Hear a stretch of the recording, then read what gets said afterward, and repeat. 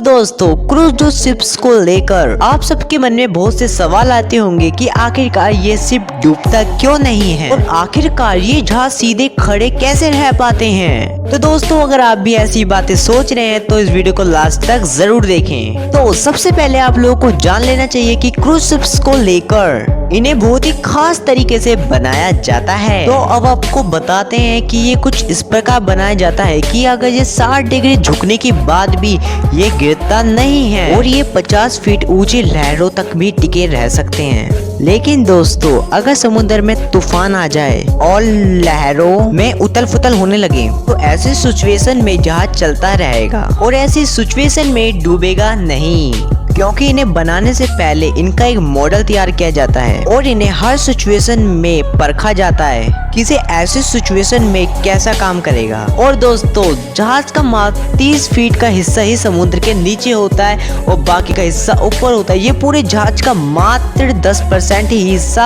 होता है, बल्कि ये न केवल अपना वजन बल्कि उन सभी यात्रियों और उसमें रखे हुए सामान का भी वजन उठाते हैं। और इन सब चीजों के बाद भी जहाज हवा से भरा होता है, इसलिए यह तैरता रहता है। चलिए अब आप लोगों को बता देते हैं कि आखिरकार कोई चीज डूबती कब है। दोस्तों चीजों को डूबने के और तैरने के दो ही कारण होते हैं। पहला कि उस चीज की डेंसिटी पानी से हल्की या फिर भारी। दोस्तों दूसरा उस वस्तु से हटाए गए पानी का वेट चीज के वजन से ज्यादा हो। इसे बैलेंसिंग फैक्टर भी कहा जाता है। दोस्तों जहाँ एक लकड़ी का टुकड़ा हो या फिर भारी भरकम से इसी वजह से तैरते हैं। दोस्तों अगर आप क्रूज शिप्स के हुल को देखें तो आप एक अलग प्रकार का ही आकार का होता है, जो कि थोड़ा सा चौड़ा और बीच में राउंड होता है। अब यही वो चीज है जिससे जहाज बिना किसी परेशानी के आगे बढ़ पाता है और साथ ही साथ इसे सीधा खड़ा रहने में भी मदद करता है और इसे इधर उधर लुढ़कने से भी बचाता है। दोस्तों जो शिप्स के अंदर भारी चीज होती हैं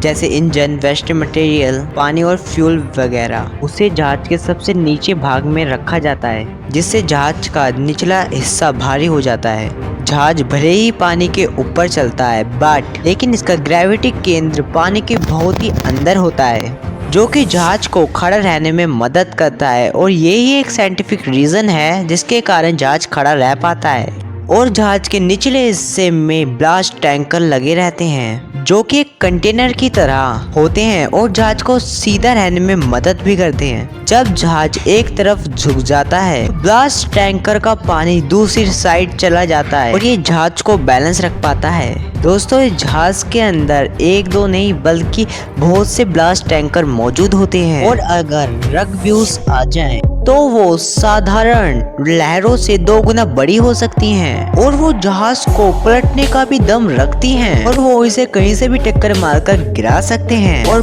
कुछ शिप्स तो अपना रास्ता ही बदल लेते हैं, भले ही वो उसके कारण कितना भी लेट हो जाए। और अगर जहाज तब भी फंस जाता है दोस्तों ये ध्यान रखा जाता है कि जहाज ज्यादा झुके ना, के लिए जहाज में स्टेबलाइजर लगे होते हैं जिससे जहाज ज्यादा झुकता नहीं है। अगर आप जहाज को ध्यान से देखें तो आप पाएंगे कि जहाज का आगे का हिस्सा और पिछला हिस्सा बहुत ही ज्यादा नुकीले होते हैं। इसे पाव कहा जाता है, जो बड़ी लहर से लड़ने में सहायता करते हैं। और कप्तान अच्छे से जानता है कि जहाज का आगे का नुकीला हिस्सा लहरों से आराम से लड़ लेगा। जहाज का आगे का हिस्सा लहरों को चीर देता है और जहाज आराम से आगे की ओर बढ़ जाता है। और अगर लहरें जहाज के साइड से हिट करें तो वहाँ पर स्टेबलाइजर काम संभालते हैं, उसको गिरने से बचाते हैं, उसे खड़ा रखते हैं। दोस्तों पर कि आपका जहाज बना ही होता है कि समुद्र की मुश्किलों से लड़ने के लिए।